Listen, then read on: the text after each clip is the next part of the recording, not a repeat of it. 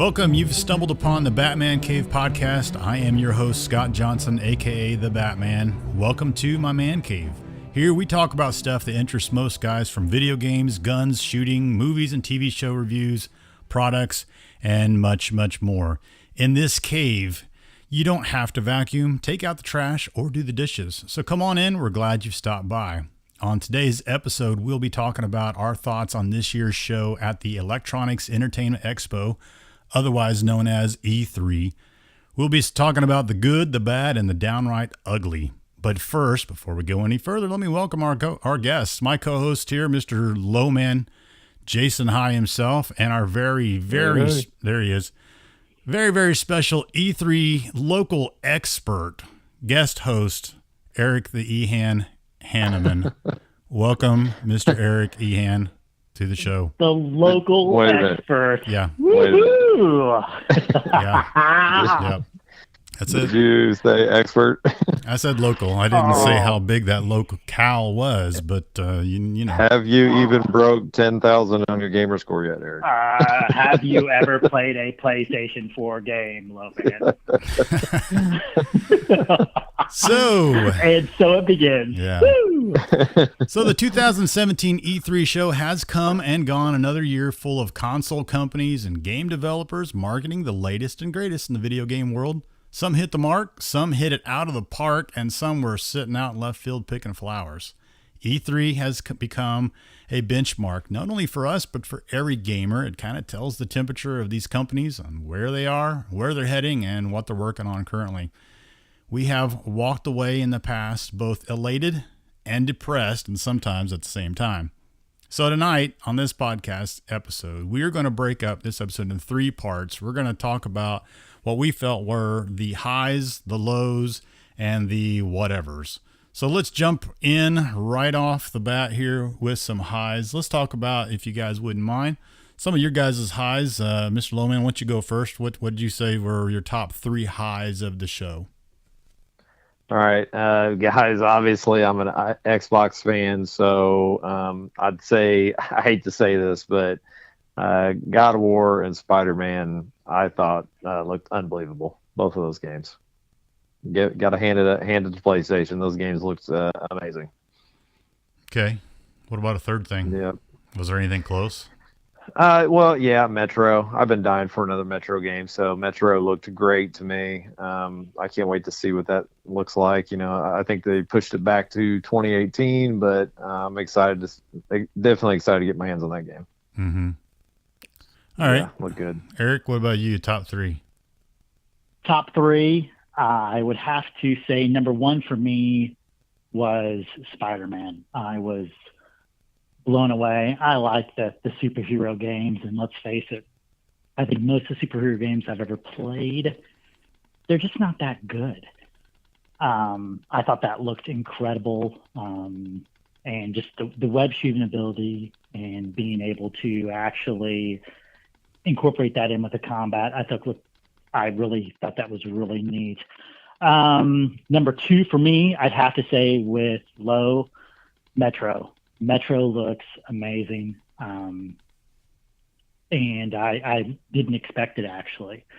And then 3rd for me, if I was going to go through, I've got to say Assassins. Just because when I was watching the Microsoft press conference, actually, when Assassins first started to roll, I kind of rolled my eyes and thought, here we go again. And I just really haven't enjoyed Assassins for the last couple of games.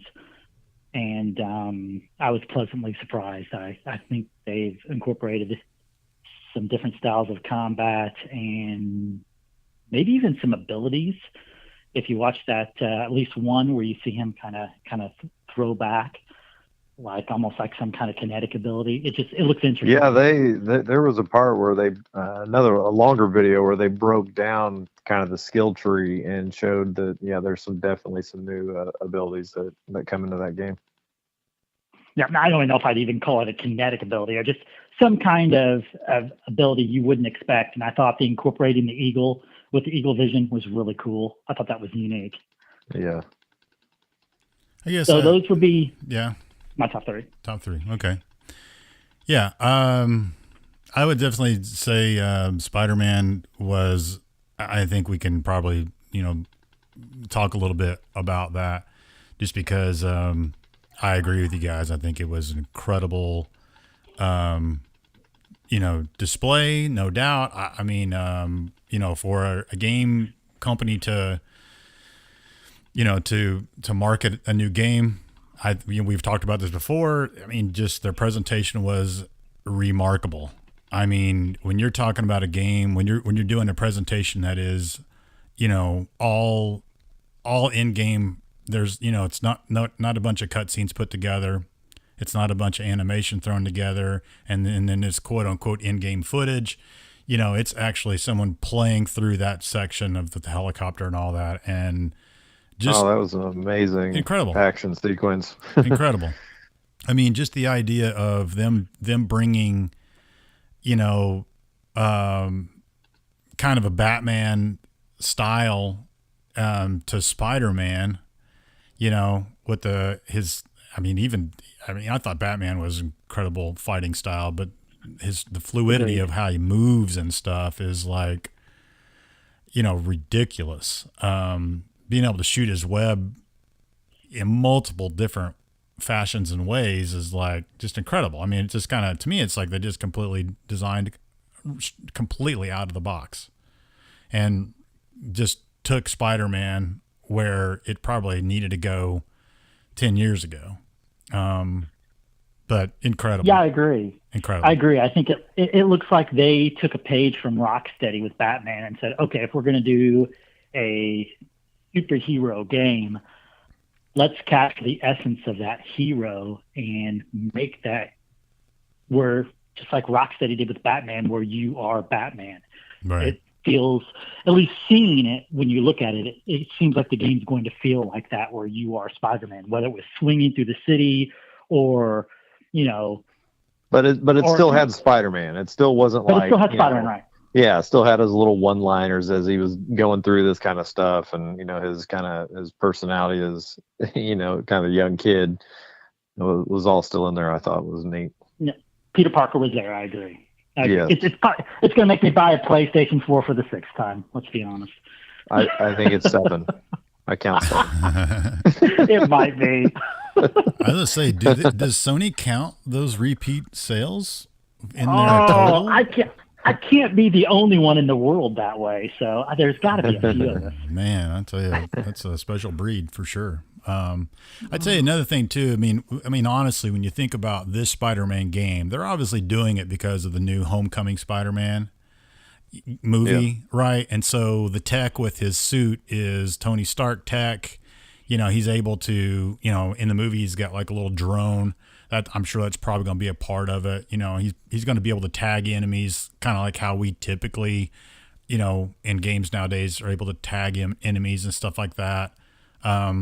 So I mean, that's obviously why they've taken the game to a whole different level. Is because did you guys like all the little QuickTime events? Through that whole scene, because that kind of gets a negative. Yeah, people are kind of negative or down on QuickTime events, and I like them. Since Resident Evil 4, which of course they nailed it in that game. It was really good. They did. That game was phenomenal. I thought it looked really cool the way they incorporated that into the Spider-Man. Oh yeah, I mean, the events. They're very, very seamless. I mean, you can't really tell where, that starts and stops. So they're very, very well done, I thought. But okay, Bat. So you said Spider-Man. You got two more. What are your other two? The other two. I would say, God of War. It probably doesn't. I mean, yeah, it looked cool, but I think it's a kind of already in the list of sequels. We've talked about this. That this E3 was basically the E3 of sequels. Bunches of sequels. I feel like I can never remember the name of it. You guys are going to have to help me with it. The new IP. Anthem. That has to be a highlight for me. It has to be in the top 3 just because it's a brand new game. It actually looked really, really, really good. Good point. That is a good point. You know, we talked about, we did a podcast on Destiny 2, Destiny 1, Destiny 2 with the golf doc. And, you know, we talked about how the failings and failures of that game of Destiny. And I think one of the biggest things for me is the lore of Destiny. I just really couldn't get into the lore of Destiny. And it seemed so made up and so goofy. I just couldn't get into it. But, you know, with I think they're trying to correct that with Destiny 2, though, Scott. Well, yeah, they probably are. But, you know, but the problem is like now we have two games that are very similar in their approach. Well, maybe. We don't know enough about this game yet. Well, I think Anthem has yet to be seen. But I do agree it's refreshing to see somebody doing a AAA title that isn't just a sequel and trying to and just doing something different. I think it's going to be interesting to see. BioWare's good. I mean, how BioWare pulls it off. They're good, but no, it's not a unknown thing that everybody out here is basically saying this is a Destiny type of game. I mean, it is what it is, and it's for me. I think I can definitely. How can you say that? Huh? Everybody's saying that. But look at the flying that you have, and I'm not saying that it's it's not. You just mean the kind of the loot system. Yeah, the type of game that it is. Right, the type of game that it is. People have been doing loot systems for. Yeah, I'm talking like a progression type of game. There hasn't really been a progression type of game where you get all these different guns and they're all named different things, and you know what I mean? That's what Destiny does, and that's why they haven't come out with a second Destiny, because they just keep adding to it, and that's the same kind of concept they're going to do with this. But to me, Destiny. Yeah. No, I was just going to say, to me, Destiny took it to the next level. What Call of Duty started, where as you ranked up, you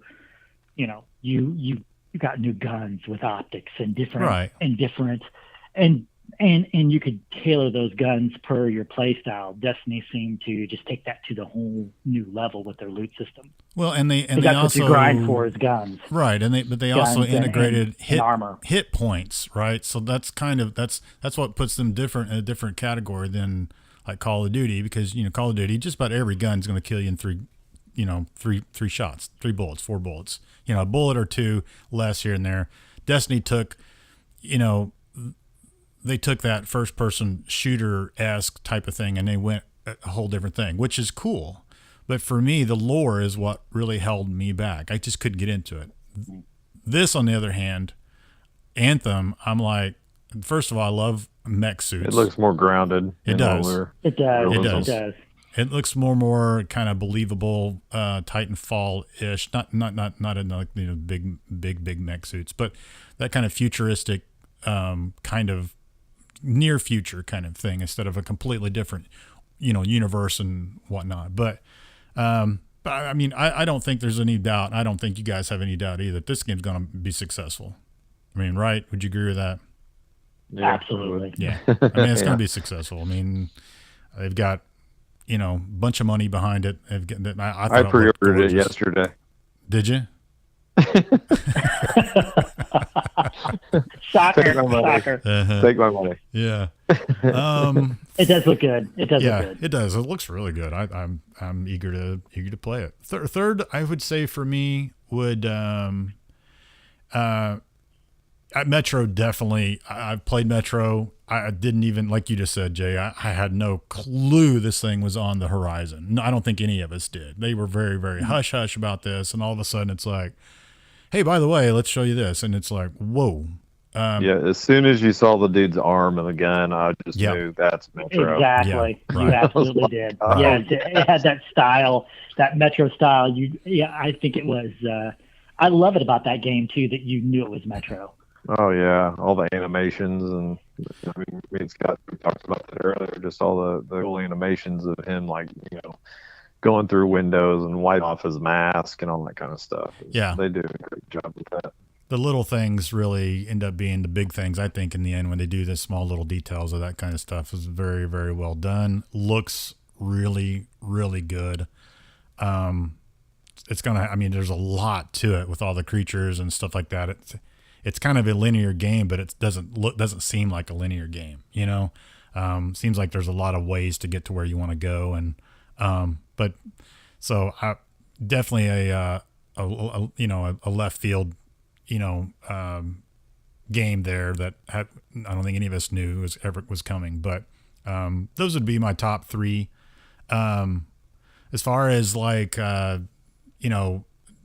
talk about the before we go to the lows, all the different shows, the Microsoft show. EA did one earlier on Saturday, I believe, right? Microsoft did theirs. I watched it. Yeah. Well, of course, I mean, that's where they, showed off. I didn't put Battlefront in there, Star Wars Battlefront. I gotta say, I actually watched some extra video of some of these guys playing this game. I did too. Dude, it looks legit. And the changes they made in it were so needed with the class-based situation and the guns. That's one thing we hadn't talked about this.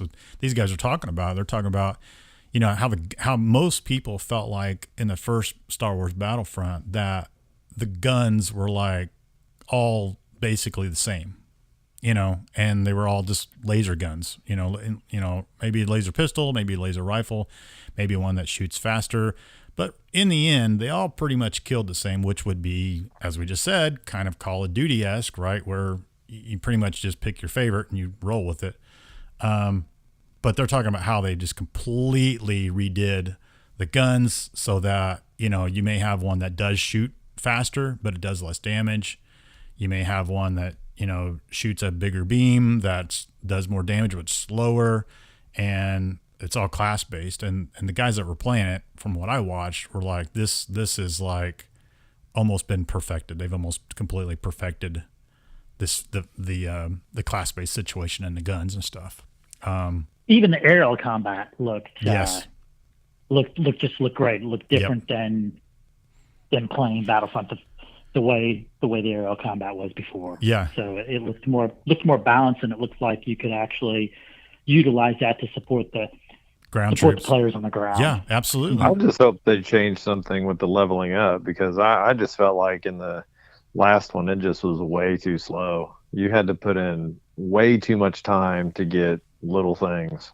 And like the jetpack. Yeah. We get that debate on the jetpack. Like, here, grind for hours upon hours. Yeah, I think you had to like level 35 or something. It was up there. I don't even know if I ever made it. Yeah, it was up there.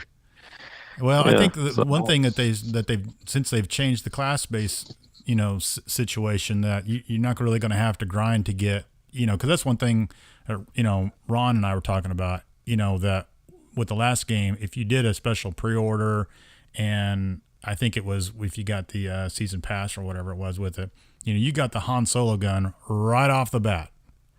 And we all came to find out that the Han Solo gun was way OP. It was OP to start with. Yeah, it was OP. So everybody's got scrub guns. Especially in my hands. Okay. Hello. No, on your point, though, works with that, dude. It doesn't reveal that at all.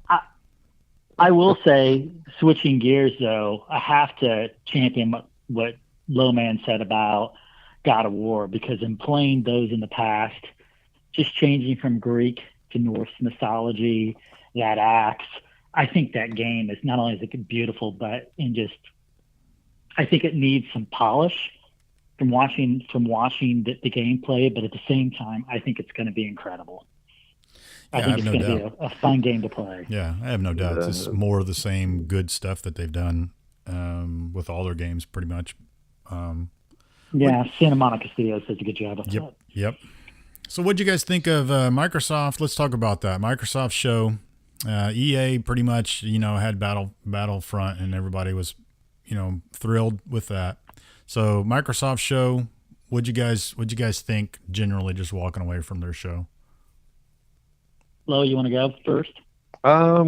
Sure. Well, I mean, their focus obviously was hardware. I mean, they did show a lot of games too, but there was a lot of indie games. That's what they said, that they were going to show a game for everybody, and they showed a lot of games, a lot of smaller games and some big games. But I think the focus was the Xbox One X, and I will say, when they showed Forza, and I'm not into the Forza, I like the Forza Horizon, but the Forza game looked amazing. No doubt about it. But it always looks amazing. Yeah, That studio, Turn 10 is incredible. That game always looks great. Yeah, but wow, gosh, I mean, it was, also just the setting, them running, and what was it, Dubai, I think, the road, the curvy roads. It was Dubai. Yeah, I mean, and the rain and and switching all over that. to Europe. Mm-hmm. Yeah, if that was my jam, I would definitely want that game on that system.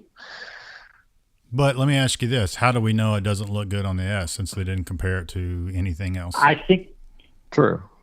I think it's going to. I don't know. Well, that's the big mystery, I was down. I don't know. With that show, there were some good moments like Metro.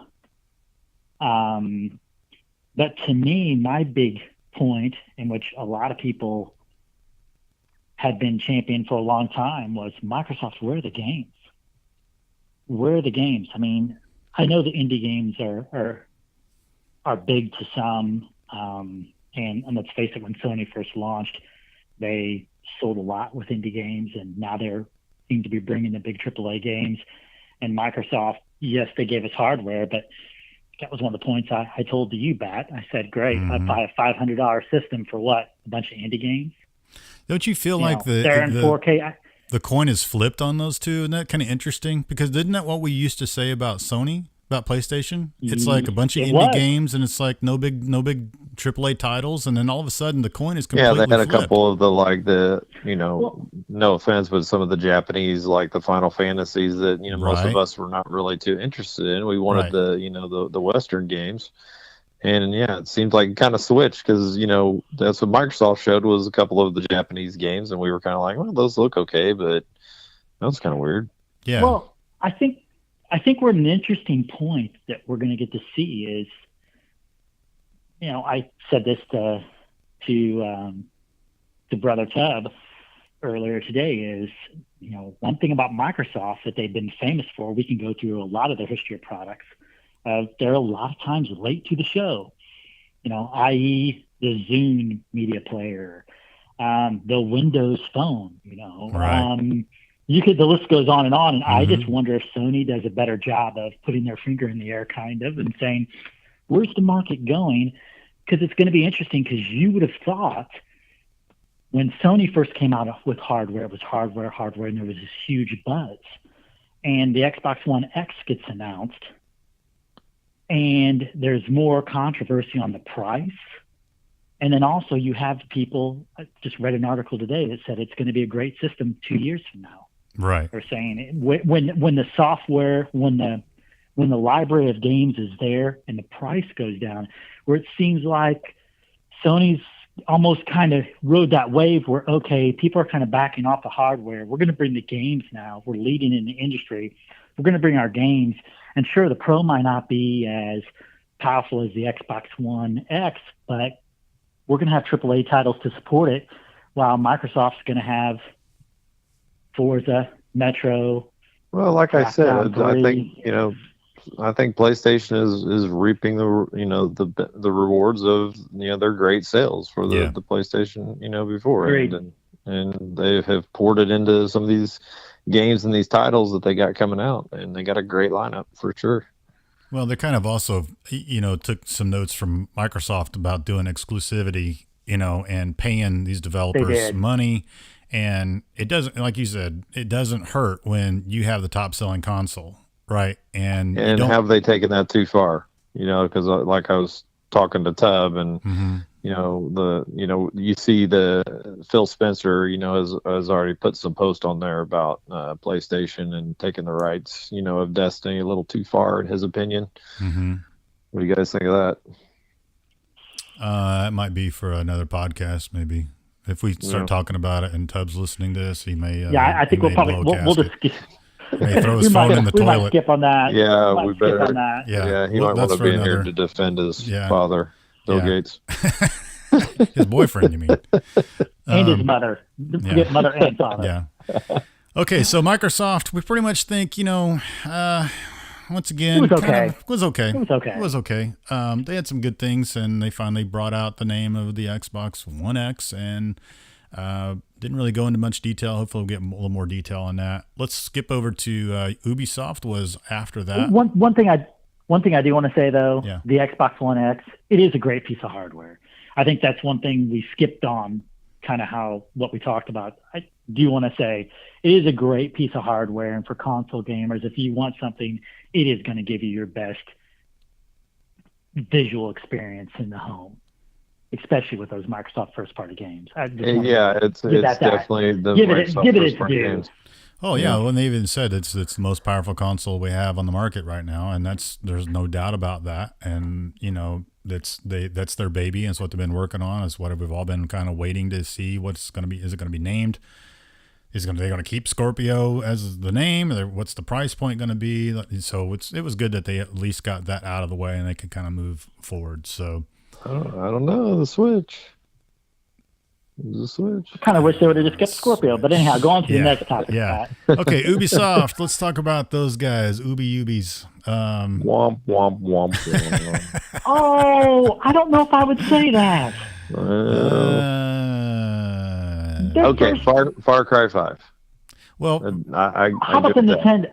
Okay, how about the Mario game? It might not be our niche, but come on now, the Mario and Rabbids. It might not be our niche game, but that game does look awesome. Yeah, I think the problem is that in my mind, it's just in my mind, you don't start your show off with that. Maybe put it in the middle or towards the end, but you start your show off, and that dragged forever too. Look who's on the stage then, though, Scott. I know, but you know what? You can't keep just pulling that guy's name up all the time because you have a whole bunch of new gamers that don't know who the heck he is. I mean, they seem to do that like every year or every other year, and it's like to bring him up or bring his name into something, which it's great, but it's kind of like, I don't know. I just kind of felt like it was it was too long. They kind of beat it to death, and it was like, all right, it's time to move on. And I can't remember what they moved on to right after that, but it wasn't something super exciting. But because to me, they're two top dogs that they really should have spent a lot of time on. And they did with Assassins. They spent a lot of time on Assassins. In Far Cry 5, they didn't spend very much time on that. They did do a walkthrough where someone's playing through and stuff like that, but it was short. It was brutal, scripted. It was brutal. I'll tell you what, man, them French, they love that F word, don't they? I mean, dang, dude. Yeah. Wow. It was something. And that baseball bat to the back of that guy's head. Yeah, that was kind of brutal. I will say this, and let's talk about Far Cry a little bit since we've all played it. Eric, it's you like the game. It's probably not one of your favorite games though, right? It's not near one of my favorites, okay. But I will say Far Cry 5 has gone from what I've seen so far from a not interested, don't even want to buy it, to I think it's a must own. It really just the storyline, the setting, the characters that they've revealed, I think it looks really good. Yeah. It's something that I kind of brought up to you guys earlier today, and I want to kind of talk about it with Far Cry because I think it fits. It's just my opinion. But we had talked about Ubisoft's kind of got into a groove with some of their games, which they've with some success, right? Unfortunately, though, it almost feels like a lot of their games are starting to kind of look alike and feel similar to one another. And I would say when I'm watching the Far Cry 5 walkthrough, I really feel like, even though we're talking about first person versus third person, but still, I really feel like I'm watching Ghost Recon. Because like you said, Jason, you get these militants in the road, they got the guys down on their hands and knees, and they're going up behind. It just doesn't really feel like Far Cry to me. And maybe it's because the locale is completely different. Yeah, probably. But did either one of you guys feel that? I mean, with that, I mean, just kind of thinking back on it and stuff. Because now you've got someone. I didn't see it. I don't see it that way. I don't. Yeah, I mean, because I'm just thinking of like the last couple Well, ones I we've think done. it came down to earth a little bit, a little more real, Definitely. with the setting. We're not out in these Himalayan, mountains or Right. this this island that we don't know anything about. This looks like You're no longer riding elephants and tigers and all that kind of stuff. Yeah, Right. But that's always In been my their opinion, kind of. sorry, you might like I that. don't know if I'm stupid, but hang on. Well, that was my opinion on that. I was not a big Far Cry fan with that. That's kind of been Sure. their MO, though. You think about that, I'll stop. all that animal, and I'm not saying there's not animal stuff in here. There definitely is. Just that one scene, just kind of really kind of looked like a Ghost Recon to me. And I guess see where you saw that part. I mean, because like like your guy and the girl, they're both contract workers, right? They look like military contract workers. They the way they look, their characters actually look. They look like the Ghost Squad, kind of. I mean, we don't have a woman in a Ghost Squad. Well, I guess you can choose a woman, I guess, right? You can choose a woman. I think so. But it's just, I don't know. I thought it was cool. I'm excited about it because it is going to be very, very, very different as far as what Far Cry has done. But to me, I'm like, man, let's just kind of be careful here. They've extended the co-op, which is great. It's just not these little missions; it's the whole game. Right. You guys are spending a lot of time on Far Cry 5. This thing will probably crack. This thing will probably crack sales of 3 million. That's right. If they're lucky. Our stock options just it went was up. not. Even though it looks like a great game for me, I don't put it up there with some of the other games that we saw at E3. Yeah. I think it looks like a lot of fun. It's not game of the year or anything along those lines, in my opinion. But one thing I will say, that is the color palette. Mm-hmm. I will say the color palette, the colors on the screen that what I've seen so far, very much like those Recon Wildlands. Yeah. The sunsets and whatnot. So I can see where as I'm thinking through as you're talking, the color palette of the game does seem similar to. It does. To Ghost Recon. It's kind of grungy a little bit. You know what I mean? Mm-hmm. Because the last Far Cry those 4, browns and greens. Right. Yeah. Yeah. Because the last Far Cry, is obviously it is in the Himalayan mountains. I mean, dude, Jason and I several times we just would stop and look at the mountains and go, holy cow. It definitely kind of, there's a lot of similarity, but we'll move on. So obviously, Eric, you were a big Assassin's fan this time around of their reveal. Jason, I guess you were as well. Yeah, me too. Yeah. Okay. Oh yes, absolutely. I agree. I think it's great. Yeah. And when they first started showing Egypt, I was like, I don't know about this one. And I'm still there. That surprises me. I really thought you would like this one. Why? Why are you still there? I don't know, man. I just I really dig the idea of going back into, like the 13th, 14th century Paris and London and that kind of stuff. Going on the rooftops. That's kind of the feel for us as what Assassins have been for a long time, is going through the rooftops and blending into the people below. I played. You guys don't think played Syndicate? I played Syndicate. That was a pretty long game, and I'm kind of done with rooftops. That's all you are doing is running on rooftops in London. Yeah. So I think this is a real refreshing change, personally. It may be.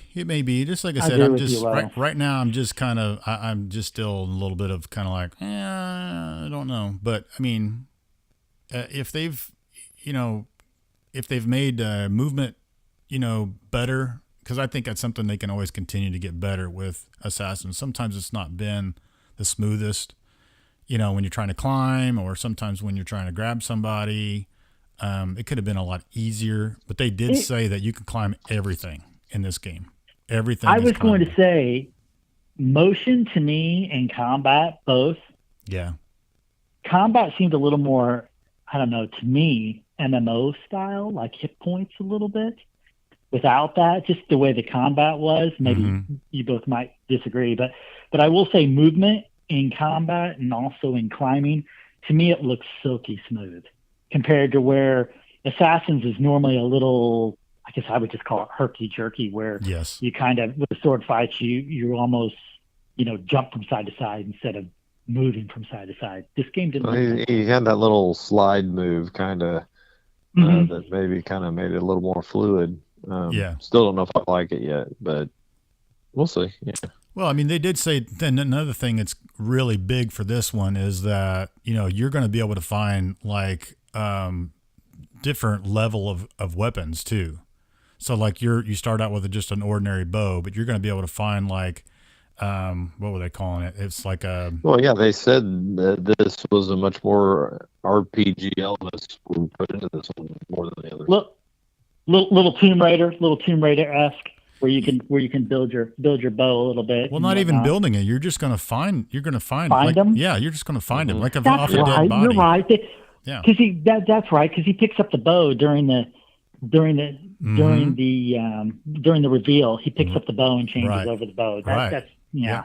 So I mean, you're not even having to do that kind of stuff. So I mean, that's because one thing I was telling you guys is like the fighting of it looked a little. It's a little more barbaric. It's not quite as like smooth. I mean, like swordplay and stuff like that in the old ones. He was, this one is a little more rough. Because it is Egypt. It is older, and I get that, but also. We're not seeing any of the other weapons that you're going to pick. This guy had a spear, and he's basically stabbing this dude with a spear, and just the initial strikes were kind of boring, but like the finishing kills, like he built up his meter, I don't know what it was, attack meter or whatever the heck it was, and like he completely impaled this dude. His spear went through the guy. He reached on the other, so the spear went through him from the front to the back. The guy's just standing there, right? He reaches around and grabs a spear from the back and pulls it all the way through the dude's body. And I was like, oh crap, that's pretty cool. So, I think there's a lot more, and it's an Assassin's game. I'm going to play it. Obviously I'm just still kind of like, I'm kind of get used to the Egypt thing a little bit. It may take me a little longer, but, I have no doubt it'll be a good game. There's no doubt about that. As long as they don't let it launch with a bunch of bugs, that will be fantastic. But let's move along. That would be nice. That would be, but not going to hold my breath. Let's move along to Sony. Here we go. Eric's big moment. The Sony show. I mean, we've pretty much led up to this, right? There were some disappointing things with it. I thought it was okay. Yeah. I thought it was okay. I did think it was a little odd, and I kind of have to agree with some of the, especially the GameStop crew after watching the press conference where they were like, where were the people? It seemed kind of like Sony held back because their big show really is the PlayStation experience when they do that. E3 is kind of a I guess you could say, a tier below from what they do. Mm-hmm. There was no Last of Us 2, which surprised me. Mm-hmm. But I will say from what the games I saw, I think the games look. I think the games look incredible. I thought, in my two highlights, I would have to say Spider-Man, obviously, right. God of War, the new Uncharted looked great. They had a very strong showing when it came to what I would call adult games. Right. And that's kind of what you see a change a little bit where Microsoft, that used to be Microsoft's go-to, was they had the more adult-oriented games. And it seems to me, right, Days Gone, Days Gone. To me, it just seems like that they're doing more games now that interest me. Detroit Become Human, unique concept. I mean, right. the list just kind of goes on. Yeah. Shadow of Colossus, I don't care for, but obviously people, the crowd went nuts when they showed that too. Right, so right. There's just a lot that they have going on right now. Yeah, they do. They do. They do. So I thought it was great. I thought it was a great show. I thought the games were. I thought the games looked really good, and they looked like a lot of fun to play, and they looked Yeah. gorgeous. Yeah, they did. They did. They had even though I think we would all agree that overall the show is kind of overall, but the highlights I would say definitely went over Sony's way for sure. As far as like the high points, but Yeah, so E3. I agree with that. Yeah. The E3, I'd say mediocre from Yeah. all of them. There's Yeah. really no, yeah, kind of middle of the road. So, all right, let's talk about quickly here. Got a couple more minutes. Let's talk about the lows. We won't do the whatevers because we pretty much felt like the whole thing was kind of whatever. But let's talk about lows. What were the disappointings? For me, the Xbox One X. I'll just jump right in there. Okay. One, the name is really Xbox One X. I almost like Scorpio better. But two, for such a great piece of hardware. It's almost the Wii U. It's almost the Wii U. There you hey, that's pretty correct. I love it. You're right. But I think we both just got kicked off Jeff's friends list. Yeah. I love it. So much Oh, I love it. So we love you, Jeff. Hey, don't worry, dude. He stopped listening to this podcast 10 minutes ago. Don't worry about that. Yeah. Oh, absolutely. He's already shut us off. I'm surprised we haven't got text messages yet. But and I'll keep it short and sweet. Just a year ago, when Sony did their PlayStation 4 Pro reveal, I might have been the only one that watched it of our group, but it was so cool because they actually showed you, here's game footage. Here's what Uncharted looks like. Here's Comparison. what this looks like. Yeah. Compare right on the Yeah. screen. This is how it's playing on. And Microsoft, I would have said, go back and forget the S and HDR, that high dynamic range. Stick with just a regular Xbox. Show me something. When we started all this, and I'll bring Jeff up again. Will I pre-order it? And he made fun of me and says, "You're going to because you buy everything." But no, I mean, they didn't show us. There's nothing special about this box other than it has better specs. We don't know if the GUI interface is going to be 4K or not. Everything there for a big console reveal, it kind of just, to me, that was a downer. They didn't spend a lot of time with it. Here's the Xbox One X. It's $499, and then all their little wink winks. Every game's going to run better and look better on the X, and that's it. And it was kind of like, what? Yeah. Didn't spend a lot of time really selling it. They didn't dive into it. Yeah. Okay. Low man, what do you think? Low. Well, I mean, I do want to say this kind of in defense. I know everybody seems really down on maybe Xbox's lineup too, and that a lot of the indie games. You guys aren't really some of those. Now, I on the other hand I thought Ashen looked really cool. I know you guys could care less about Ori and the Blind Forest. I loved it. I can't wait to play the second one. Pass. That's not a AAA though. Yeah, I know you guys aren't as interested in the At least give it to us that AAA. it's not a AAA. At least give it to us that it's not a AAA. Well, Ori's right there on the cusp, but yeah, I agree. But those games I think look really cool, and I can't wait to check those out too. So, I guess my biggest disappointment maybe is the fact when they showed Ashen and Cuphead and stuff like that a lot of those were games that they already showed last E3, and maybe I was just a little more I'm just ready to play these games, Right. So put them out, Get him out there. That's what I'm ready to just get my hands on them. Yeah. Well, I would say my low, and you guys already know this. Crackdown 3. You guys both know for 2 years I have been saying I can't wait for this game to come out. Can't wait for this game to come out. They pushed it back a whole year, and then we get this Terry Crews animated whatever the heck, and we're sitting there going, "What? Don't tell me this is Crackdown." He's mentioned He's the in the agency. game too. Yeah, he's the voice of the main guy, and I get that. Okay, that's fine.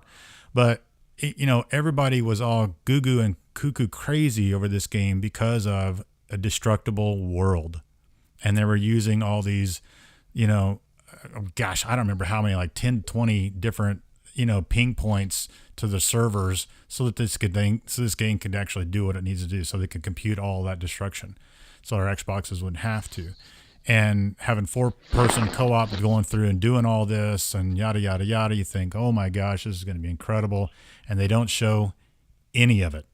And it's like, and then what they do show, we don't even recognize, from what they showed last time. So that was, we don't know if the other exists. Yeah, I mean, we don't at this point. We don't know. I mean, is multiplayer going to come out with the game? Probably not. Is it ever going to come out? I don't know. Hopefully, but I think it really left a big negative hanging out there for most people instead of going on a positive. And well, the problem was what they showed in 2015 was more impressive than what they showed. You're in right. 2017. Yeah, 2015 was incredible. Yeah. Don't you remember the building dropping, that whole building? Oh yeah, that was so the guy cool. driving up it and everything. You got 4 people working together yes. to do all this, and then all of a sudden they show what they show, and yeah, it literally looks like, instead of cutscene, it looks like they hired some company to animate a presentation, and you couldn't really tell is that in-game footage? Is that what this is going to look like? It looks like a comic book, and that's fine if that's the way the art direction is. It just is completely different from what we got 2 years ago. I know that some people said that they're holding a lot back for Capcom. Did you watch the single player footage? Gamescom, I mean, of course, but yeah, if they don't show something more at that next conference, that thing's going to be dead in the water. Yeah. Well, I don't know if you guys have been watching the Xbox Daily, but they had the Crackdown team on, and they showed more of the single player footage. And I kind of agree with Juggernaut. It almost looks like Crackdown 2. It's just, if you go on and watch the Xbox Daily, go watch a little bit. They've got the Crackdown team, and you can see more. They go into kind of the backstory, what the game's about. It just, to me, it looks like crap. Well, IGN, Just to be that blunt. they talked about it. I expected more. They got some hands on, and they said it's fun. They said they had a good time with it and stuff like that, but they said it's not pretty looking. Yeah. Yeah. And it should be. It should be by this point. I've seen people play it as well and say, yes, it is Crackdown. It's definitely Crackdown. If you like Crackdown 2, you're going to like this. It is a lot of fun. It definitely doesn't look, hopefully this isn't the final version, yada, yada, yada. And there is no destructible environment in the campaign. I don't know if there is in the co-op. Probably not. So who knows? But that was mine. But, so other good things, though, goods and bads.